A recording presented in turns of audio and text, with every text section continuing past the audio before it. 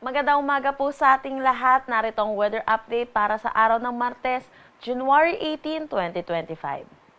Wala naman tayong minomonitor na anumang bagyo or low pressure area sa loob at labas ng ating Philippine Area of Responsibility. Pero meron tayong mga weather system na magdadala ng mga pag-ulan sa iba't bahagi ng ating bansa. Una na dito ang northeast monsoon na patuloy naman na umiiral dito sa may extreme northern Luzon. Kung mapapansin po natin dito sa malaking bahagi ng ating bansa ay nakakaranas po tayo na mainit at maalinsangan na panahon. Dulot po ito sa paghina nitong northeast monsoon at ito'y nakakaapekto na lamang dito po sa may extreme northern Luzon. Samantala, meron din tayong shear line or yung salubungan ng mainit at malamig na hangin na nakakaapekto dito sa eastern section ng Northern Luzon. At lastly, ito po yung Intertropical Convergence Zone or ITCZ na nakakaapekto naman dito sa may southern Mindanao. Para sa magiging panahon natin ngayong araw, inaasahan natin patuloy ang epekto nitong shear line dito sa may Isabela, pati na rin dito sa Aurora, kaya inaasahan natin ang maulap na papawirin na may mga kalat-kalat na pag-ulan. Dulot naman ng northeast monsoon, inaasahan natin ang maulap na papawirin na may mga pag-ulan dito sa may Batanes, Cagayan, pati na rin dito sa may Apayao.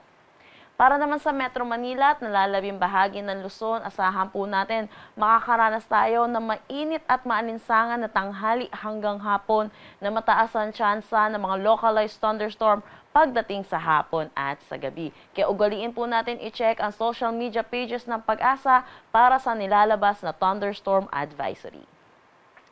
Agwat ng temperatura for Metro Manila, 23 to 31 degrees Celsius. Lawag, 25 to 31 degrees Celsius. Puerto Gegaraw, asahan natin ang 24 to 30 degrees Celsius.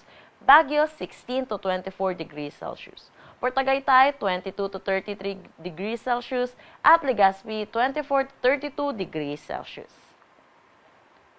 Para naman dito sa may Zamboanga Peninsula, Basilan, Sulu at Tawi-Tawi, kasama na rin ang Sarangani at Sultan Kudarat, asahan din po natin ang maulap na papawirin na may mga kalat-kalat na pag-ulan. Dulot naman ito ng Intertropical Convergence Zone.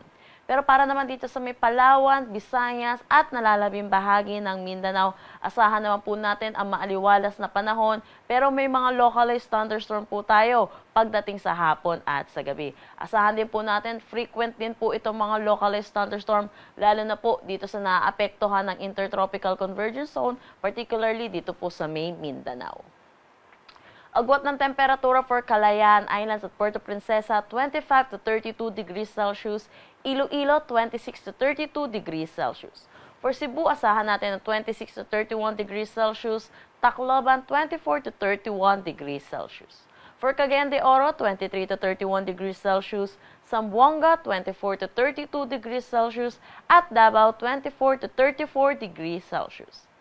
Wala naman tayong nakataas na anumang gale warning sa anumang seaboards ng ating bansa. Pero iba yung pag-iingat din po para sa ating mga kababayan, lalo na may mga sasakyang maliit pang dagat. Dulot po ito ng mga pag-ulan po, lalo na po yung mga localized thunderstorm po natin. Ang sunrise po natin mamaya ay 6:19 a.m. at ang sunset po natin mamaya ay 6:01 p.m. Para sa karagdagang impormasyon, bisitahin ang aming mga social media pages at ang aming website pag-asa.dost.gov.ph. At yan po muna ang latest dito sa Pag-asa Weather Forecasting Center. Chanel Dominguez po at magandang umaga.